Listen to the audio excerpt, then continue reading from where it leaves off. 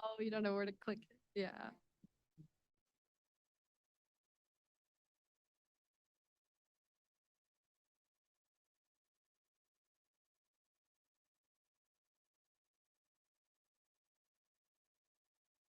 Okay.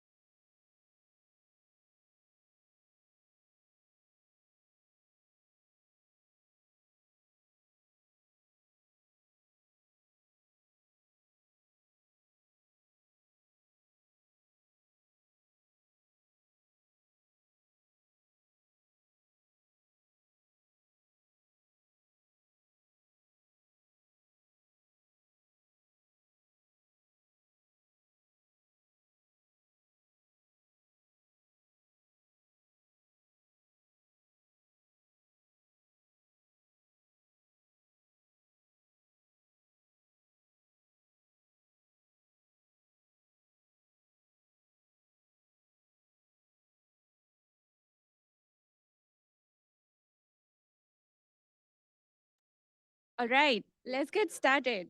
So, ladies and gentlemen, can you hear me?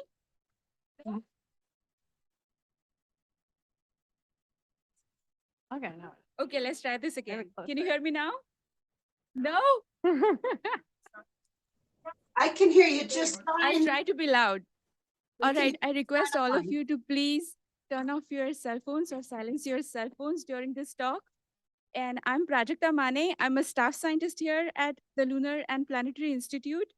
And today it's my pleasure to introduce Dr. Laura Rodriguez, who's our tonight's speaker. Her research bridges some of the most fundamental questions in planetary science. How did life originate on Earth and how did it evolve? Dr. Rodriguez received her PhD in astrobiology and geochemistry from Penn State. And then she was a postdoctoral fellow at the Jet Propulsion Laboratory in California for 2 years before she joined us here in 2022 as a staff scientist. She is a participating scientist on the NASA's Mars Science Laboratory mission. And she's also a recipient of numerous awards, including the prestigious NASA Planetary Science Early Career Fellowship. And tonight she will be presenting From Chemistry to Life, Clues from Earth's Experiments and Space. So please join me in welcoming Dr. Laura Rodriguez.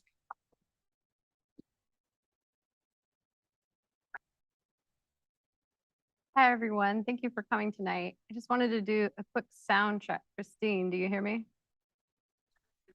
Yes, you're loud and clear. We're a little bit higher. I will project. Or maybe it's, yeah. How's this? Still low? Perfect, perfectly clear. Yeah, I think it's less clear in person. Okay. Maybe a little lower. All right. I will just try and speak loudly. Is this okay? Good volume? All right. All right. Well, first of all, thank you everyone for taking time out of your evening today to come and attend this talk. And one of the things that I wanted to bring up, start off with, was if you ever look up at the night sky, and you're looking at all the stars, do you ever think to yourself, is there anyone staring back? Are there multiple eyes staring back? What's the probability of life out there, even if it's not necessarily staring back? In the universe, in the solar system, in our Milky Way. And to really get at these questions, you have to not only try to strategize how to look for life, because the Milky Way in the universe is a really big place. And we are also limited in our resources and what we can send out there. But you also have to try to address the question of what constraints are there for an origin of life event, because you need an origin of life event for there to be life. And so it's really important to understand what goes into that.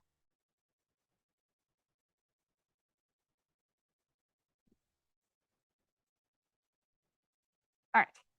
So the next time you're looking up at the night sky and you see those individual stars, note that for every star system that we've looked at so far, we have detected at least one planetary body orbiting that star. So next time you look up, for every star, there's at least one planet orbiting. So there's a lot of planets out there. And in fact, we've confirmed 6,000 so far in just the little patch of sky that we've studied.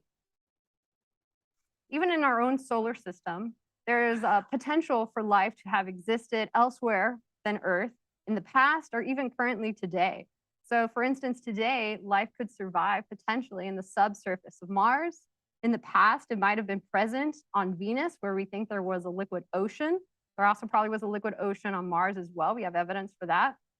And today, there could be life thriving in the moon of Jupiter, Europa, or the moon of Saturn, Enceladus, where there is a liquid ocean present today that we think is habitable.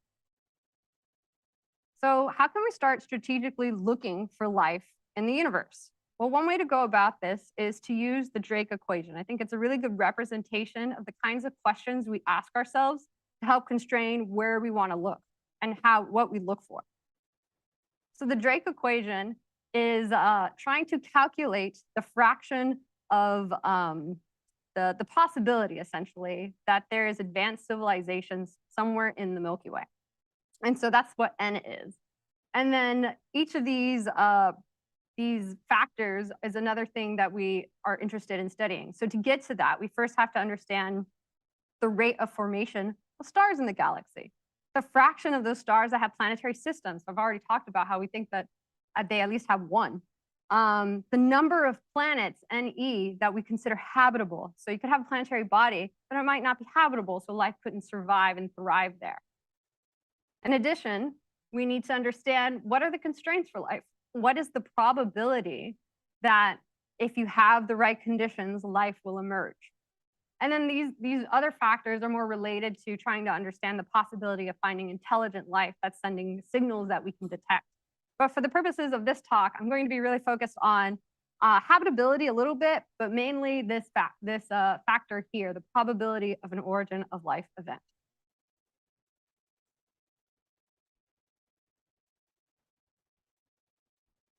So what do we know about habitability? We know, looking at life on Earth, we think there are three main criteria for a planetary body to be habitable. It must have a liquid solvent. For Earth life, that solvent is water. It should also have organic materials, because life is made up of organic materials. That's carbon molecules. And then lastly, it needs an energy source to keep building macromolecules to survive its environment. So there is the possibility of life elsewhere using alternative solvents, not just water. So for instance, on Titan, we've identified liquid lakes of ethane and methane. Those are very different than water. So any life that's present there would have to be completely different than life that we know of on Earth. There's also the possibility of life thriving in the sulfuric acid clouds on Venus. That's really, really acidic. So it'd have to look, once again, really different than life on Earth. And there's even the possibility, for instance, on early Pluto, for there to have been liquid nitrogen or liquid ammonia, because it was so cold. And once again, that would look very different than life on Earth. For organic molecules, I mentioned those are made up of carbon. And so what this figure is showing here is the distribution of the relative distribution of the elements in the solar system, with those highest being the most abundant. And so we can see hydrogen is the most abundant element, followed by helium, and then carbon's the third. So that's one reason why carbon is really useful for building blocks of life. It's around everywhere. In addition to that, some other elements I've highlighted, phosphorus, sulfur, nitrogen, are also relatively abundant. And this is probably one of the reasons why they're so abundant in life. But instead of carbon, you could theoretically have life made up of silicon. Silicon, like carbon, can form 4 bonds. But unlike carbon, it's really, really reactive with oxygen, and it tends to form rocks. So that might take it away from any kind of interesting chemistry. In addition, it's just not going to produce as interesting functional groups chemistry as organic carbon. Lastly, energy. There's many different energy sources that life could use. On Earth, life only uses 3. Energy from the sun, redox gradients, or energy you can get from like rocks or elements, and organics. In addition to understanding the materials that are needed for a planetary body to be habitable, you have to consider where you can have liquid water. So this is very focused on Earth-like life. So where can you get liquid water at the surface of a planetary body? And the reason why we're interested in that is because if you can have it at the surface, you can have life at the surface. You can detect that life. It's much easier to detect life with remote sensing with a telescope, for instance, if it's at the surface than if it's under a thick ice sheet or in the deep subsurface ocean. And so that's why we've developed this concept of what we call the habitable zone. The idea is that we've calculated at what distance, depending on the atmospheric composition and the type of the sun, that you would get liquid water at the surface. But note that even if something isn't in the habitable zone, you can still have liquid water. So for instance, Europa and Enceladus, the moons of Jupiter and Saturn, they have lots of liquid water. They have a liquid ocean, and they're not in the habitable zone. But the ocean is not at the surface. And so it's a little bit harder to look for life remotely. Another thing I want to point out is that habitability does not equal the same conditions as what's needed for an origin of life event. So theoretically, you could have a habitable world and no origin of life event, and so therefore it is not inhabited. And so now we have to start thinking, how do we even get at what conditions are needed for an origin of life event? So how do we go about studying the origin of life? There are 2 approaches that we take in the field. One is called a top-down approach. And the idea behind this is that you look at the universal characteristics of life, what's common, and you try to make inferences about what was important for the earliest forms of life and the origin of life. So for instance, in the center here, we have the tree of life. And there's 3 kingdoms of life.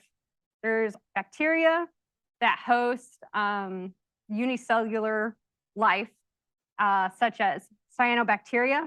And this is what makes up algae, like in green lakes. When you have like a lot of algal bloom, for instance, you might see them sometimes in the lakes of Austin in the summer. Salmonella, if you eat raw eggs, you can get really sick. Archaea are also unicellular organisms. They tend to exist more in what we consider extreme environments on Earth. So you might see, for instance, images of them when you look at the hydrothermal pools of Yellowstone National Park. And they are all these different colors. They're extremophiles. Eukaryotes are where we belong, animal life, plant life, also some single-cell organisms as well. And so the idea is that if you look at the genetics of all of these different species, you can see the commonalities. And the idea is that at some point back in time, there was a last universal common ancestor, or LUCA. And this LUCA had the traits that are present in all domains of life. And so when we look at what's common in all features of life, there are certain things that come up. So DNA, RNA, proteins, polysaccharides, lipids. These are all molecules, macromolecules that are common in life as we know it. And so therefore, we think that they are important for any kind of origin of life event, or at least the formation of the earliest life.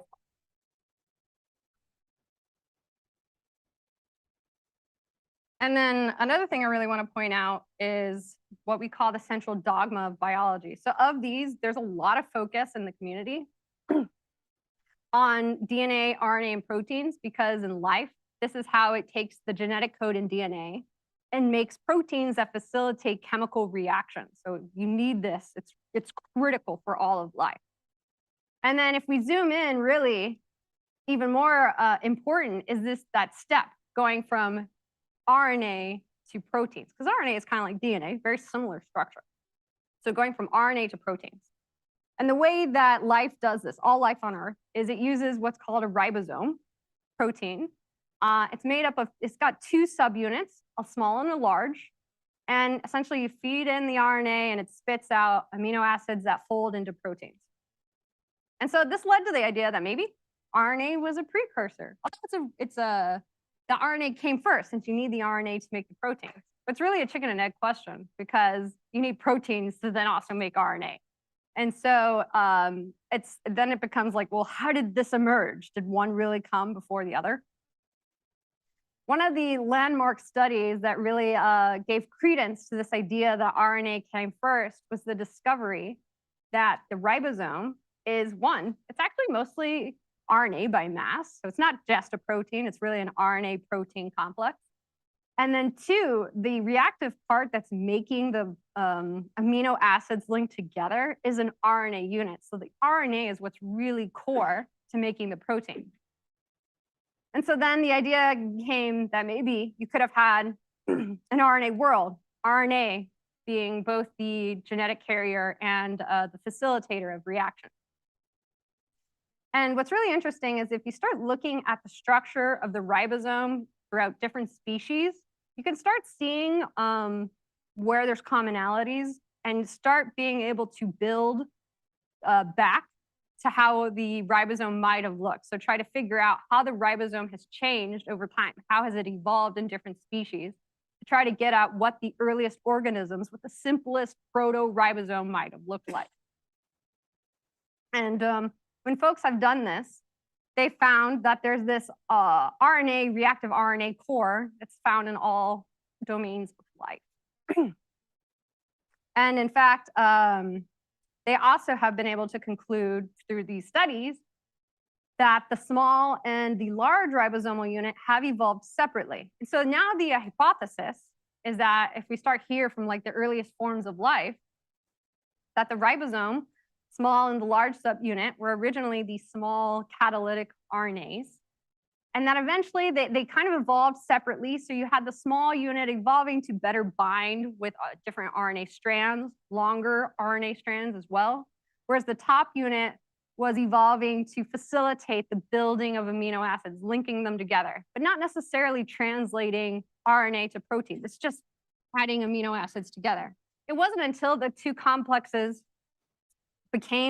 started interacting and then became cohesive that you got the evolution of the genetic code being what the information that's used to build the proteins, and therefore the actual start of the translation process as we know it. And then over time, more and more proteins have kind of just started surrounding this material. This ribosome, so that it's gotten larger and larger. And so through these kinds of studies, we can figure out how something so important has evolved over time. As I mentioned before, the idea behind the RNA world hypothesis is that on early Earth, you could have got all this kind of chemistry happening, forming all these molecules. And that when you had the origin of life event, it may have used RNA first. Instead of DNA, instead of protein, RNA for everything. RNA is really interesting compared to DNA because it's single-stranded, which means it can fold in on itself, such as what we see in this bottom figure. It can form these catalytic structures that can facilitate chemical reactions. So that's another reason why we think RNA came first. But I will say this is not accepted. It's not like everyone thinks that. The community also, there's an alternative hypothesis that perhaps RNA and proteins co-evolve together.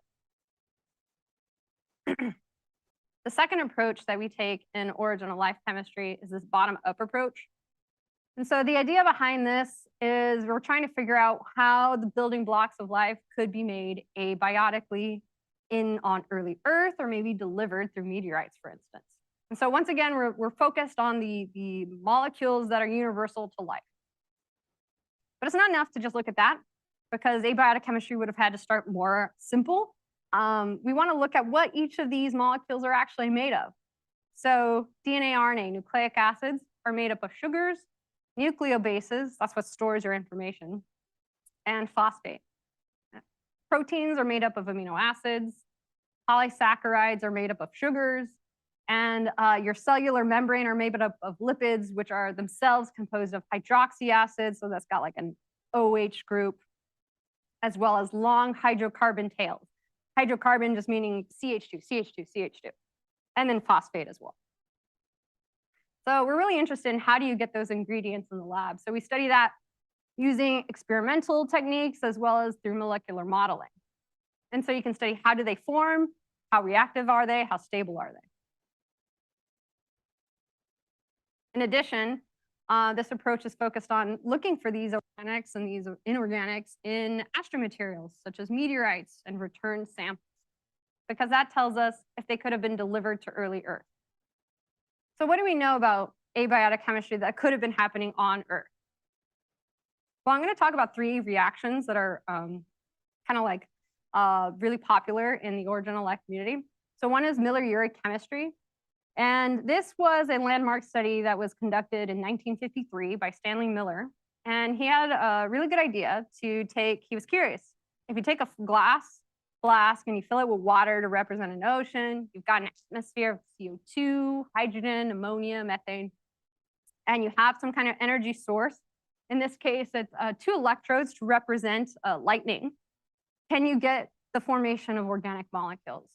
And so what this is representing on early Earth would have been, for instance, what you get at volcanic eruptions. Lots of different gases, including hydrogen-rich gases, can come out. And you also can get lightning storms during these events. And so if you had this submerged in the ocean, that's the kind of chemistry that this is replicating. And what he found was that, yes, you get a ton of organic materials. In fact, so originally the solution would start off clear because it's just water. And over time, it starts to yellow. You start to see like these filaments forming. Those are cyanide filaments. And if you keep letting it go, it eventually turns brown and forms this tar. And when you analyze the yellowish solution, you find the biological building blocks: hydroxy acids, nucleobases, amino acids. So this was really, really cool because he showed just from gases and energy, you can get the building blocks of life. Another reaction that's really important is what we call Fischer-Tropsch type chemistry, or FTT chemistry. This is more relevant for what you might get in the deep subsurface, including potentially in the hydrothermal vents in the ocean, potentially in the deep subsurface, so like deep in the Earth's crust and not necessarily in the ocean. This also could represent chemistry that you get from asteroidal impacts, so inside the asteroid body, or even at the surface if an asteroid comes and hits the Earth, you can generate these conditions, which are high temperature, high pressure, and you need some kind of metal to facilitate the reactions. And you get a lot of these kinds of metals at hydrothermal vents, deeper in the Earth's subsurface, and in asteroids. So that's why I bring those up. And so the idea is you have, for instance, at vents, if you have really high temperature, like 300 C plus, you can get these fluids that are really enriched in metals that crash out when they hit the ocean, the cold ocean. So they form these vent structures that are really reactive. And the fluids are also enriched in gases. And so when they're passing through, that you can have these chemical reactions. And when we studied them, we found that they form the building blocks of life. And so it's just another way that you can get these interesting molecules. Lastly, I want to talk about irradiation of ices. So you don't need a gas, you don't need water. You could just have ice that has trapped gases. And when it's subjected to irradiation, so what's been tested is, for instance, UV irradiation, proton or electron irradiation. So radiation you can get from the sun. These trapped gases and ices can form the biological building blocks. You get a lot of organics. And so this is representative of chemistry that you could potentially have gotten on early Earth if there was, like, for instance, glaciers, for instance, or large areas covered in ice. It's also relevant for the surfaces of comets, as well as the interstellar medium, where you could get really cold astrophysical ices, and they're just bombarded with all this irradiation. It's also relevant to ocean worlds like Europa and Enceladus, which have that core ice shell that's constantly getting bombarded with irradiation from the sun. So really, there's all these different mechanisms that you can form biological building blocks of life. Various energy sources, you can swap them out. It really just seems like you need some kind of source, inorganic or organic, for carbon, hydrogen, nitrogen, and oxygen. Add in energy, and you can get the biological building blocks of life. So in addition, I mentioned Astromaterials. So when we studied these, we found that, once again, they could have been delivered to early Earth. So we've, as a community, there's been a lot of studies on meteorites. Meteorites tend to represent asteroidal material that is broken off, entered our atmosphere, crashed onto the Earth's surface. That's a meteorite. And so they are about 4.5 usually billion years old. So they provide a window into abiotic chemistry that could have been ongoing at when the origin of life happened on Earth. This is our only way to have that window, because all of Earth's oldest rocks have just been destroyed because of plate tectonics, erosion, life. We just don't have that rock record anymore. So it's really, really important. It's really nice that they just get delivered to us. And we tend to collect them in Antarctica, though they can land really anywhere, but they're easiest to find in Antarctica because they really stand out, as you can see in this figure here, against the white ice. And in addition to that, Antarctica, because it's so cold, they're not as contaminated as if it were to land in a forest or a desert elsewhere, or a person's home. And so that they really represent a precious sample, especially for organic analysis. And we actually have, NASA funds a program called ANSMIT, and they try to go annually to go and collect these rocks. They visit Antarctica for 2 months at a time to collect these precious samples, and then they curate them here at JSC. And so when we've studied them, all the biological building blocks of life have been found. Nucleobases, sugars, fatty acids, they've all been found in there. But there's always the question of, well, Antarctica is pristine, but is it really pristine? Because it's still exposed to the Earth, where there's just life everywhere. There's microbes in Antarctica, so there could be microbes crawling in there. And so because of that, it's really important to have access to truly pristine samples outside of Earth, where they have not been contaminated by Earth life. And so NASA has recently brought back samples from the asteroid Bennu. And JAXA, which is the Japanese space agency, has brought back asteroidal material from the asteroid Ryugu. And through studying these, we've once again confirmed biological building blocks of life are present, although I'll note that there are no studies yet published on sugars, but nucleobases, fatty acids have been detected inside these materials. And so that confirms that it's not just due to terrestrial contamination. So now the question really becomes, you can form these biological building blocks, but can you form, if you have them already, can you build larger molecules? Because life really uses large macromolecules. If we focus on just favorable conditions, so I'm talking simple solutions with just like the reactant of interest. So for instance, for DNA, that would be a nucleotide.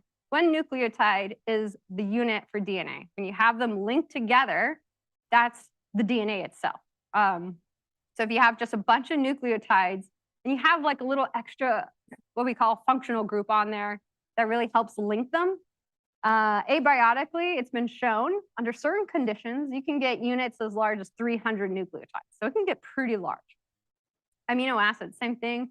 They've been shown to get as large as 25 units. So you can start linking them together and start forming these larger structures.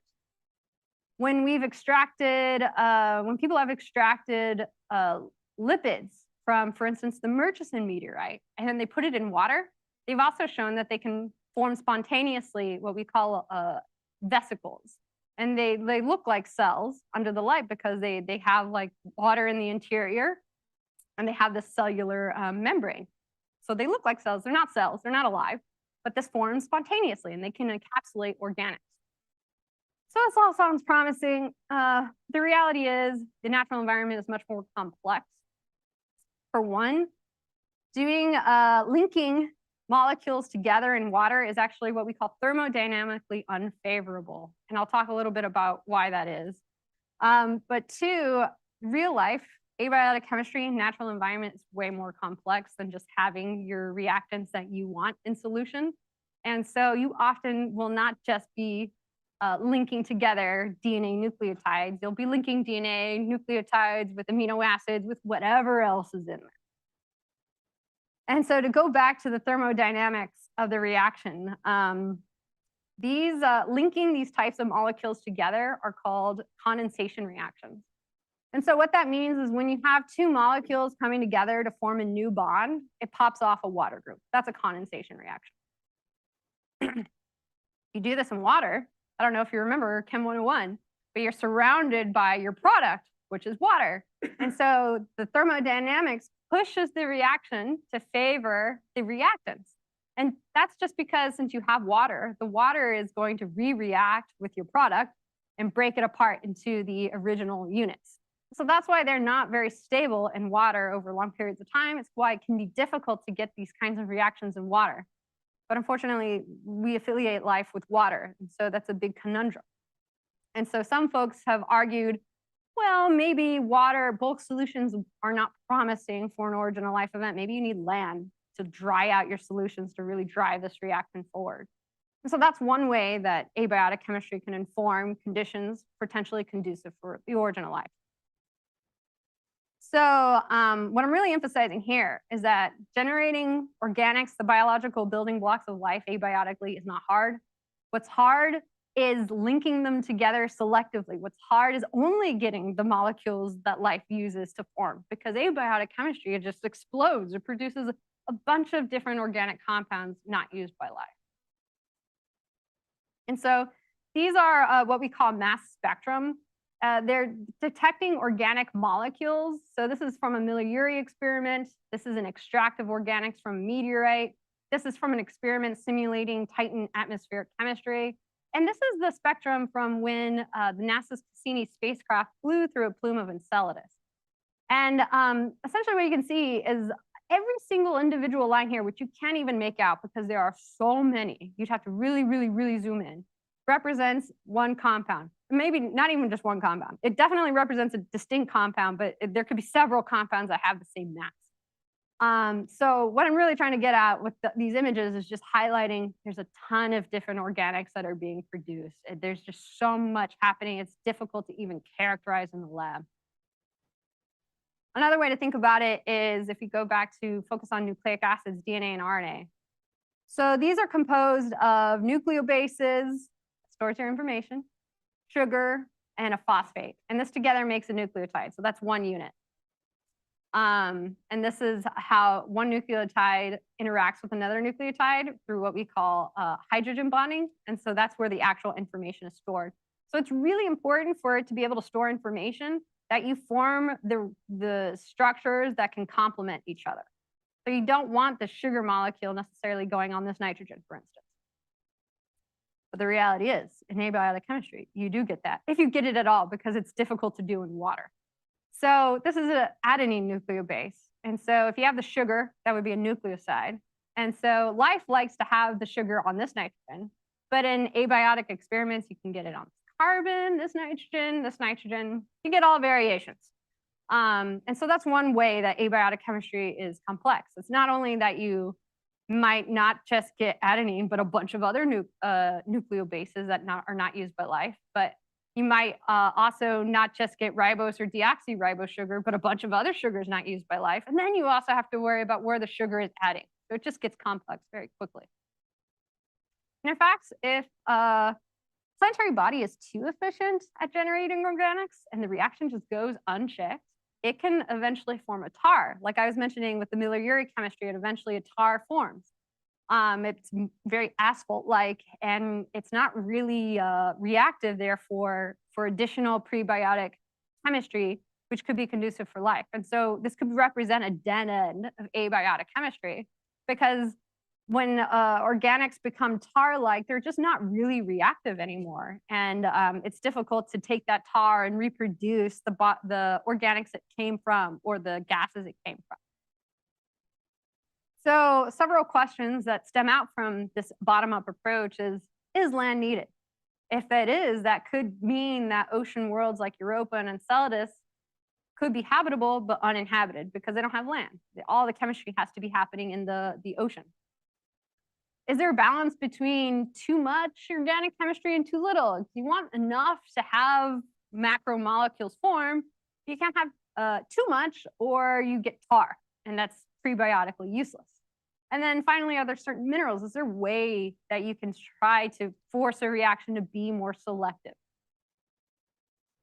So what constraints can we put on origin of life chemistry on Earth? And this question is important because we know origin of life happened on Earth. And so if we can figure out conditions of early Earth, maybe that can tell us something about what's needed for an origin of life event. So we know early Earth formed 4.56 billion years ago. By about 4.2 billion years ago, the planetary body had cooled sufficiently that you could form a liquid ocean. And there's evidence for that, isotopic evidence. So about 4.2 billion years ago, there was a liquid ocean. We know that ocean was anoxic, so no oxygen, unlike today.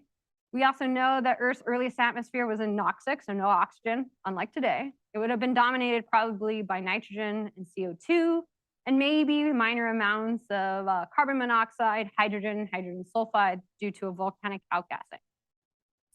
In addition, the view, if you walked outside, would be much different. The moon would have been way closer, much bigger in the night sky.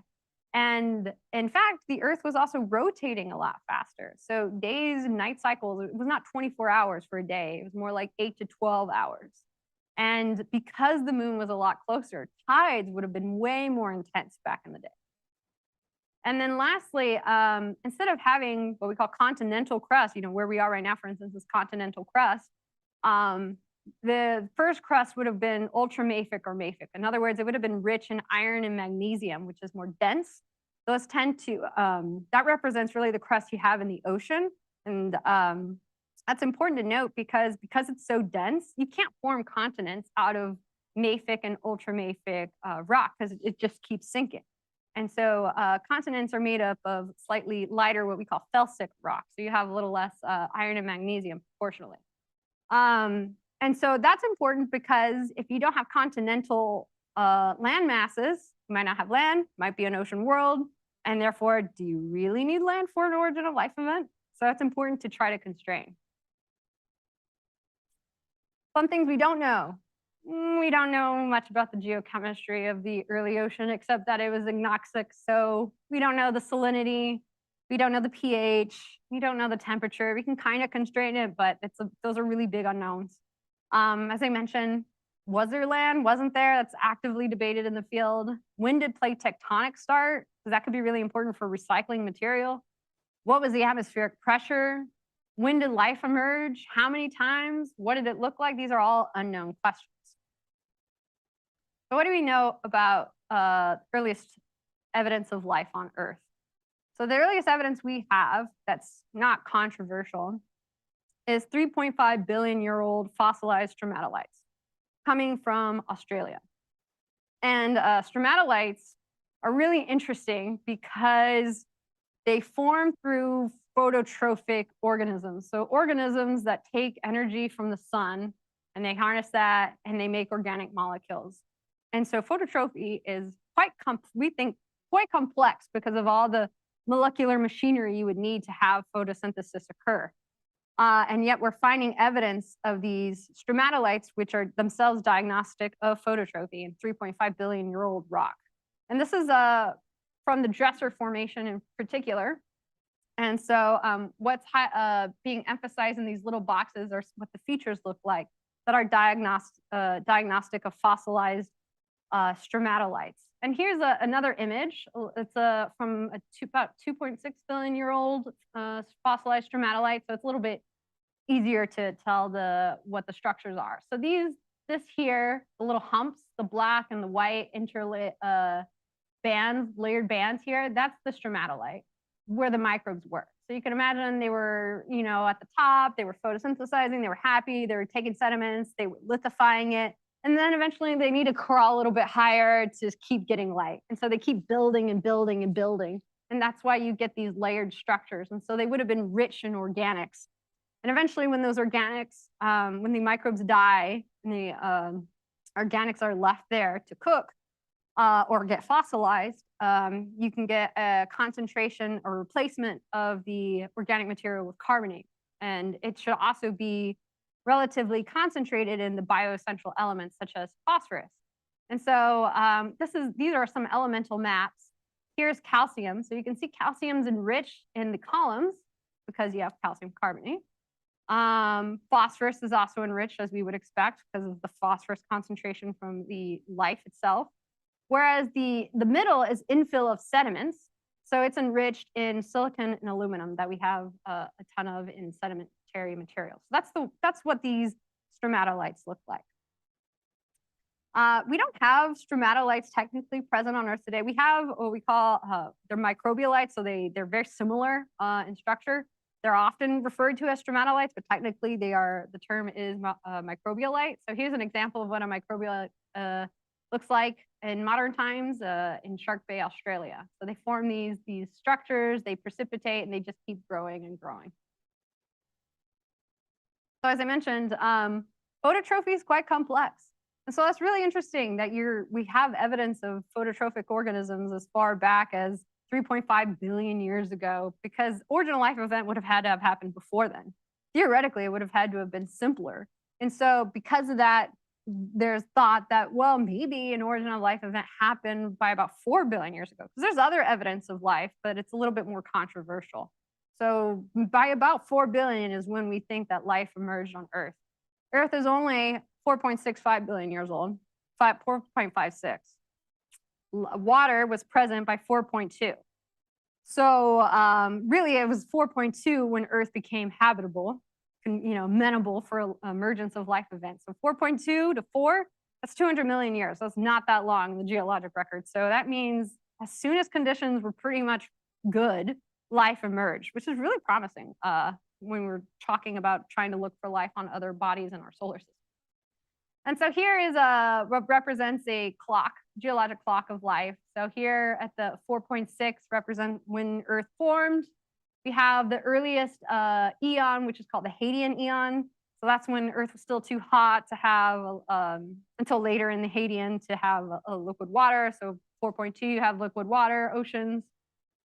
At around 3.8, you also had a lot of bombardment of meteorites and other cometary materials that could have delivered organics for an origin of life event. So also really important. And may have been why around the 4 billion mark we had the emergence of life.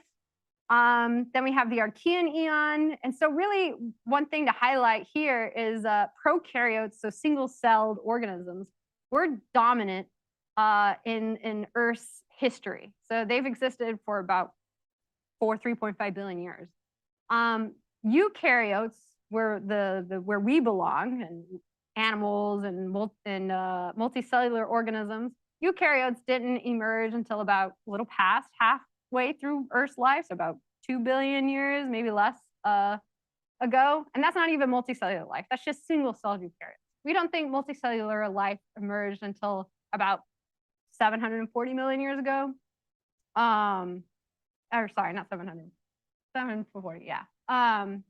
But it's a big unknown, really. It's not really constrained. And so one thing to take away from this is that single-cell organisms were the dominant player in Earth's history, rather than organisms like us. Our ancestors didn't arrive. We don't even get to, we just are a little mark here at the top. We don't really make a big dent in Earth's history. And so as I mentioned before, there's evidence that life emerged relatively quickly when conditions were good, which is promising for other planetary bodies. Maybe they could have hosted an origin of life event. So what this figure here is showing is time in billions of years ago. So 0 represents present day, 4.5 represents the beginning of when these planetary bodies formed. And then the blue boxes represent when we think liquid water was present. So for Earth, It was about 4.2 billion years ago, and it's still present today. And then what's marked here are the major landmark events in Earth history. On Mars, we think that there was also a liquid ocean probably around 4.1 billion years ago, and eventually it would have been lost with, by about 3 billion years ago, but there was probably still somewhat, we have evidence of still some water on Mars. It just may not have been global like an ocean. Venus, there's a lot of uncertainty here, but the thinking is that it also had a liquid ocean probably around 4.1 billion years ago and may have been able to sustain it for potentially even up to 1 billion years ago. Ceres is really interesting because it potentially could have had a liquid ocean much earlier than you could have had an ocean even on Earth. That's because Ceres is not a planet, it's not big enough to really have differentiated like a planetary body. And so because of that, it wasn't as hot. And so it was cool enough to have a liquid ocean really early in its formation, unlike these other planetary bodies. And we think that that liquid ocean could have been sustained even up to about 2 billion years ago, with still some transient liquid water events happening even like 100 million years ago, so not that long ago. Europa, Jupiter's moon, is also really, really interesting. We think that basically as soon, around the same time that Earth had its liquid ocean, Europa could have had its subsurface ocean, and it still has its subsurface ocean today. And so it's had it for as long as, potentially Earth has had it, which is really exciting in terms of having time for, eukaryotes, for instance, to evolve, or even potentially animal life like it did on Earth. And then we have Enceladus. Enceladus we know has a liquid ocean today, but how old is that liquid ocean remains uncertain. There's some thought, though, that maybe it's not too old. Maybe it's only hundreds of millions of years old, but that still would have been enough time, considering how quickly life emerged on Earth, for an origin of life event to have happened or be happening on Enceladus. So let's talk about how do we look for life. So past efforts in this have yielded, unfortunately, inconclusive results. It is a hard task. So I would be remiss if I didn't bring up Viking 1 and 2, NASA's first and only life-finding mission. It was the only one that specifically sought out to look for life back in the 1970s. It landed in 1976.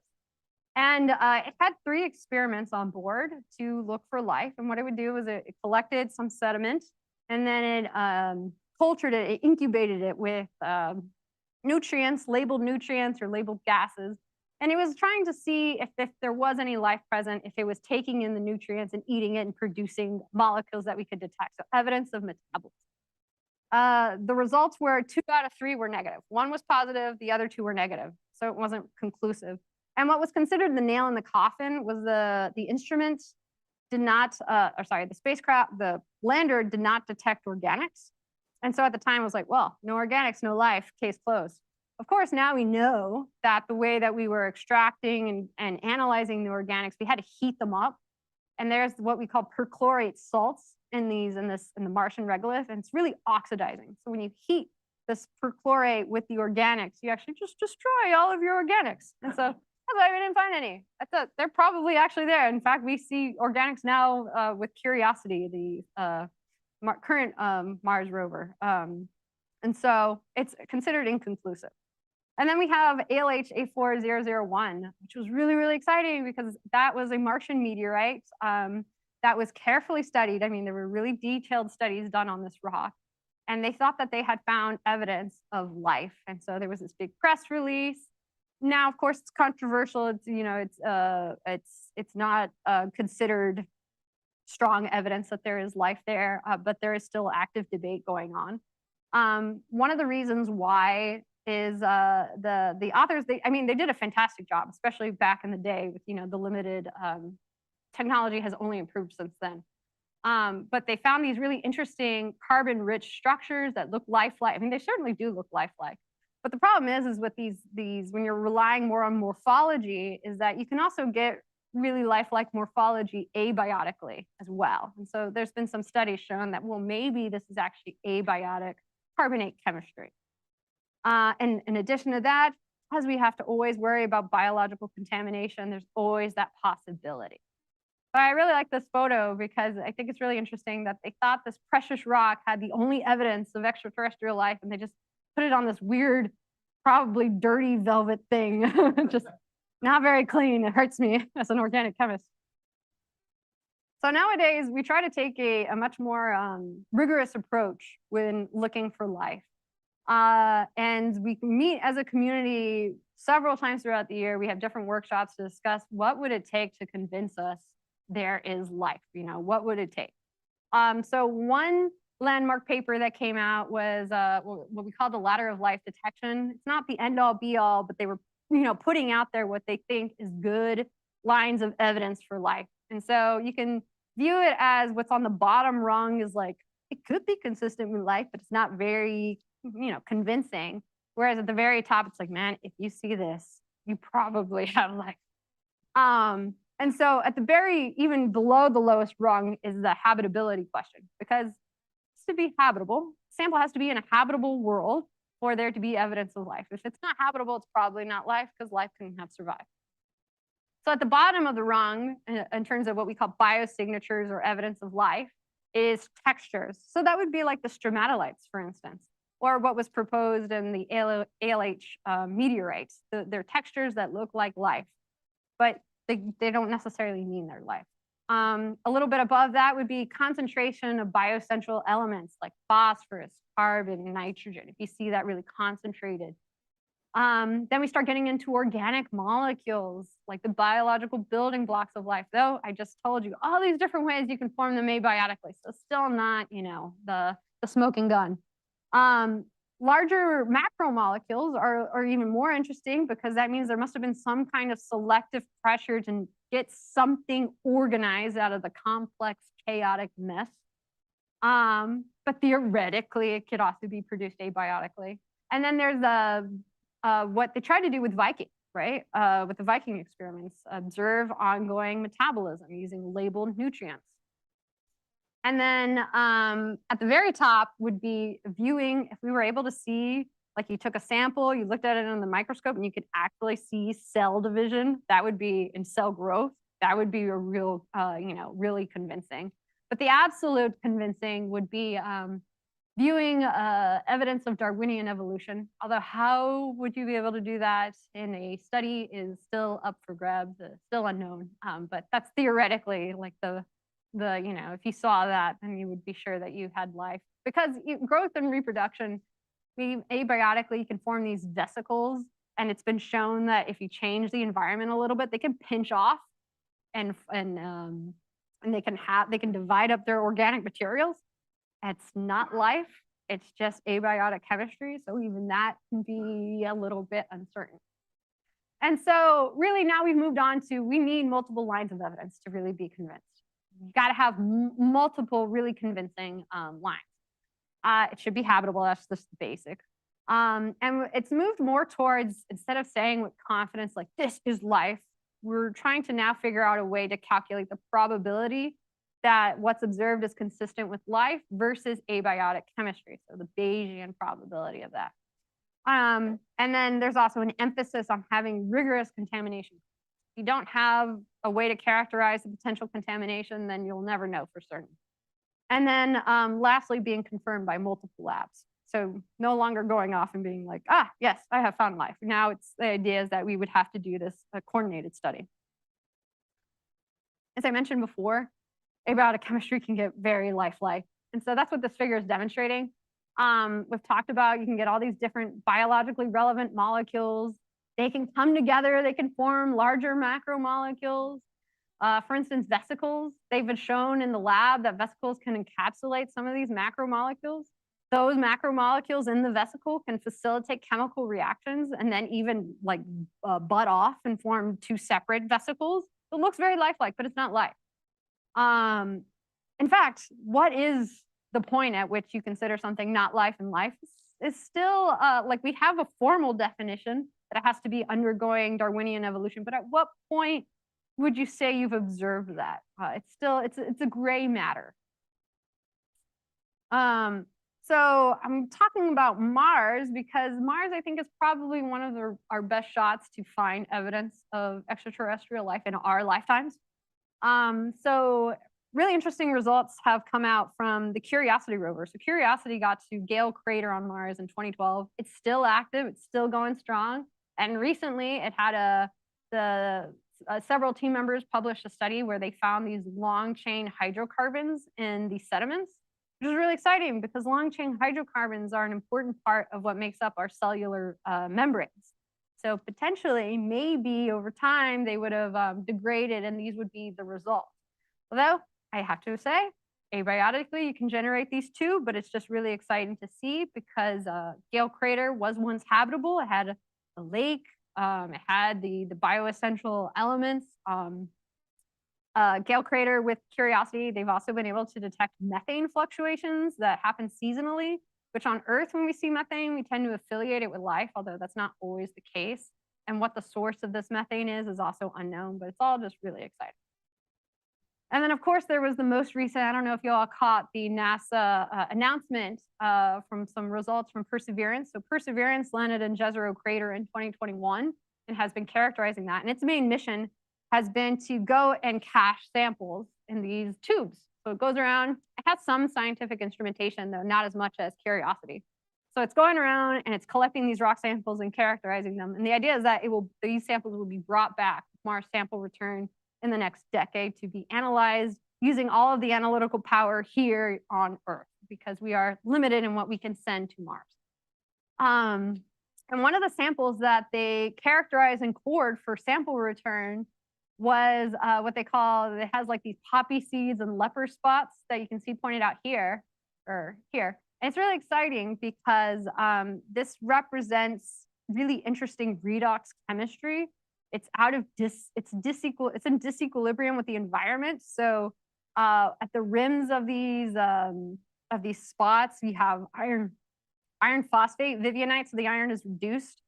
This is surprising because the Martian environment is very oxidizing. We've also seen gregite, which is an iron sulfide. Once again, surprising because sulfide is reducing compared to the oxidizing environment. And they co-occur with organic molecules. And phosphate is also really important for life. So this is really, really interesting. It doesn't mean that it's definitely life. It's just really promising sample to look at. And even if it didn't have life, it would be still really exciting on the abiotic chemistry side of things because it would tell us how life-like maybe abiotic chemistry could get. It also might help inform us as to why wasn't there life if it seemed like everything was there for it. You know, that might lead us to conclude something about a constraint on what's needed for an origin of life effect. So in conclusion, abiotic chemistry can look life-like, but it's usually messier. Life arose quickly once conditions were amenable, so you might have life emerging on other planetary bodies. Mars sample return is probably our best bet for finding evidence of life, extraterrestrial life within our lifetimes.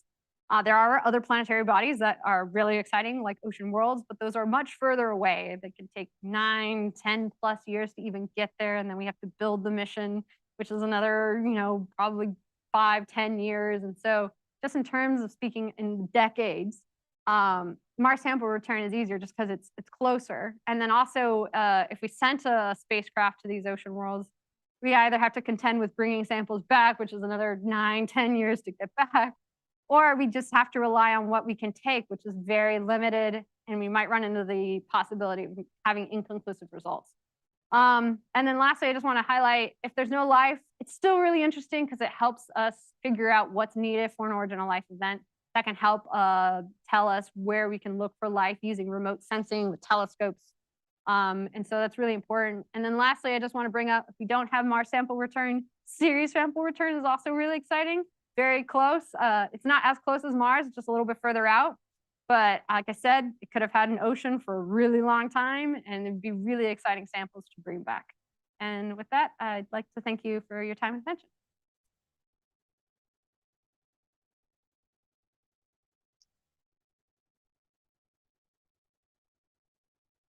All right. Are there any questions?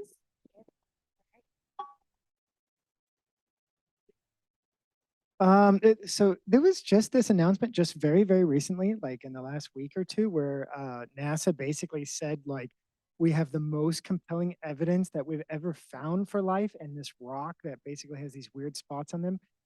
Did we talk about that in this slide? Okay, Yeah. that's it. Yeah, Okay. that's it. Yeah. Okay, so did we take a sample of that? Yeah, they cored it. It's in one of it's been cached. So it's in Perseverance right now. And ideally it would be one of the samples that would be retrieved during Mars sample return, if that happens. Okay, great. I had another question. Uh-huh. Okay.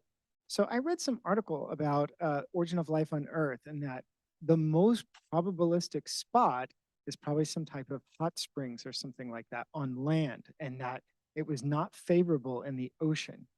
One of my questions is the early oceans on the Earth, were they like freshwater oceans? Like, were they even saltwater oceans? Like, it may have been all freshwater. Yeah, we don't have evidence to confirm either way. It's one of those unknown, the salinity. You could have had fresh pools of water if you had landmass that could have, risen above the ocean. You could have had, yes, fresh pools of water there and hydrothermal pools for chemistry, and that's considered favorable because then you could evaporate and concentrate the reactants, and you remove that water for the thermodynamic problem I was talking about earlier, because the water just wants to react with other molecules and break them apart again. But yeah, we're uncertain if there was land and if what the water, how saline it would have been. Thank you. Fantastic talk. I'm curious to get your thoughts on the kind of independent multiple origins of life events throughout the solar system versus the idea of like a panspermia, right? A single origin of life, and then that life is translated through asteroid impacts or that sort of things. Like, what's the evidence for one way or the other? We don't have evidence for one way or the other because that would require having another data point. We just have one day. We can't even draw a line right now. So I mean, ideally, if we had another data point, we could then look to see how similar the biochemistry of that extraterrestrial life form is and compare it with, ours. If it was very similar, like if it's using DNA, if it's using the same genetic code, I would think that would be a point towards potentially panspermia. But it doesn't necessarily confirm it because it could just be that life just happens to evolve that way because that's just what's needed for life. But it would definitely be a point towards panspermia. Mm-hmm. Do we have online questions? We do. We have a question online. Christine, would you like to read them or would you like me to read one? Sure. I'll read them in the order that they've come in. Let's start with the first one. Why can't we do an origin of life system on Earth? We have all the chemicals. And I'll give the second one as well from a different speaker. What kind of compelling abiotic evidence would be interesting to see on Europa from the Europa Clipper mission? Yeah, so to go back to the first question, so yeah, if you add all the biologically relevant building blocks and you mix them together, why can't we just get life to form? Problem is that what we can simulate in the laboratory is inherently much, much more simple than the natural environment. So we can't simulate, for instance, not very easily, all the minerals that are present, the dissolved salts, the flowing organics, fresh water being, or fresh different solutions coming in, the changing environment, because one environment is never the same, right? The early Earth still would have had seasons that could have been critical. How do you simulate that in the laboratory? It's difficult. And then the other big problem is that we can't replicate time. So these types of processes are happening on what we call the geologic scale.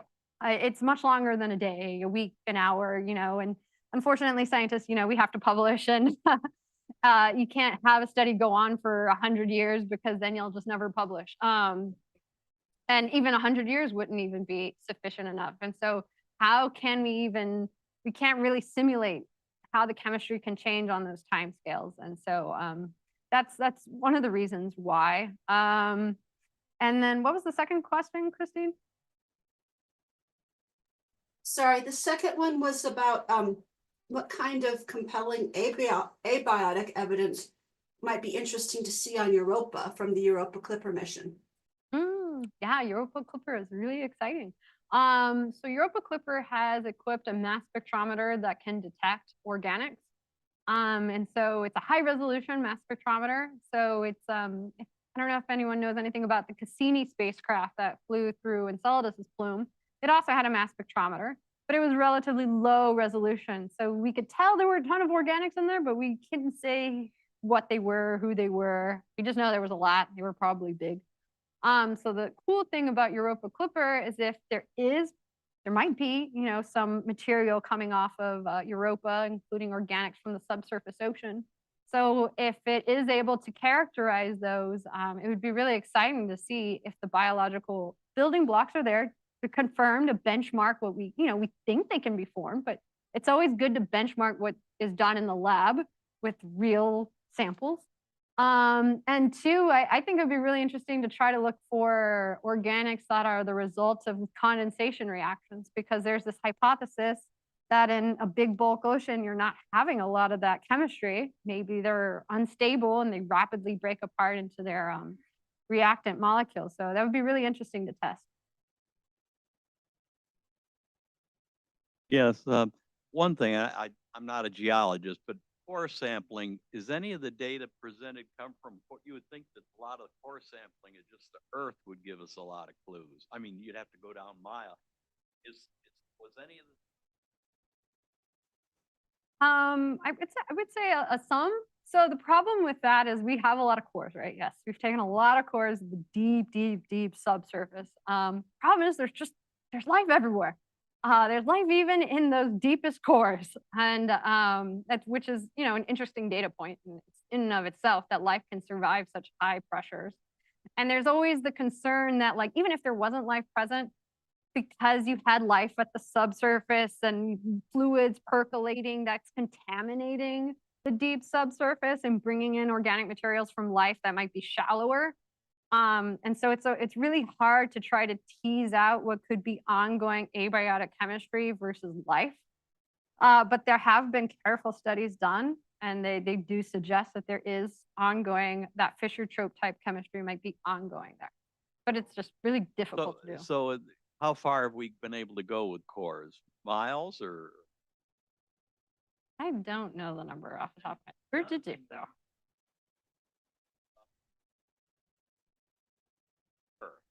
Is there any theories about, say, biotic chemistry? Yes, not like in the core or the mantle, because it's too hot to have organic chemistry. But I mean, it would seed. I mean, of course, I guess about. Right, but you could have ongoing abiotic chemistry deep in the subsurface. Maybe even like at subduction zones, you can get really interesting chemistry at those high pressures and temperatures. And that could come back to, be transported back to the surface due to hydrothermal vents, for instance, could bring some. But the problem is that you have a lot of high temperature chemistry at vents. So really high temperature vents might just break apart any organics you formed, except for maybe volatile, smaller organics like acetic acid or acetate, formate, which are the molecules that have been detected in the deep subsurface. So you tend to get those really small gaseous organic molecules. Okay, we'll do one more online and one more here. Okay, the next one online was asking about getting the dark tarry substances when combining amino acids and weak acids. And you mentioned this means the substance will not react. There was a request that you talk a little bit more about that. Yeah, so when you have a lot of even biological matter on Earth, when it's subjected to high temperatures and pressures, it forms this insoluble organic kerogen-like material, eventually coal. If you add that to water, the organic molecules that are now trapped, they become cross-linked. And so you don't have small organic molecules anymore. Now you just have this large macro molecule that's cross-linked. And so if you add water, it will not dissolve in the water. It will not go and float around and be available for additional chemistry. It's just precipitates out, and it's not very reactive in that sense because you would have to try to pull off some organics off of that insoluble tar. And eventually, if it's subjected to even more pressure and more temperature, you start to lose your functional groups. So functional groups, I mean oxygen, hydrogen, nitrogen, phosphorus would be one of the first ones to go. And you start to get pure carbon. And eventually you start forming the pure carbon, the amorphous carbon, then starts to crystallize and get more organized. And eventually you have graphite coming out. With enough pressure, you get diamond, which, you know, if you throw diamond in water, you're not getting interesting organic chemistry. And so you would need sufficiently high pressure and temperature plus a really strong oxidant or reductant to convert that graphite or tar back to something more interesting. It's not necessarily a dead end. It's just not, it could represent a sink though, because how it can just grow and be relatively inert. Yeah, last question.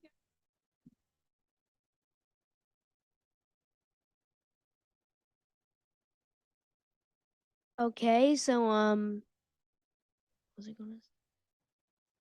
Right. Okay, so okay, so life form like on Earth like trillions of years ago.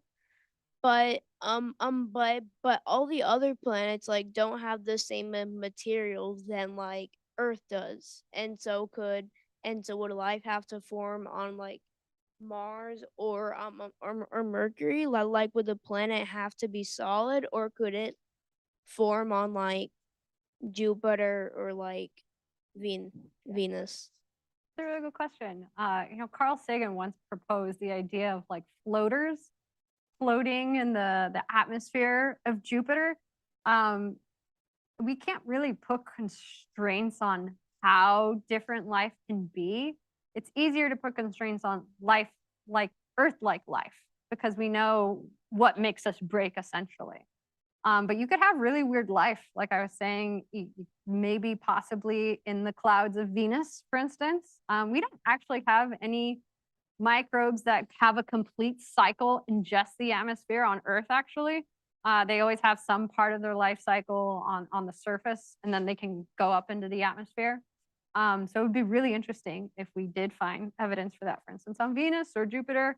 The problem is that the further unlike life you get, how more exotic, the more difficult it will be for us to know it is life, to even recognize it. They won't necessarily have the same metrics we're expecting. And then it will be really hard to convince ourselves that it is life. All right, let's thank our speaker one more time.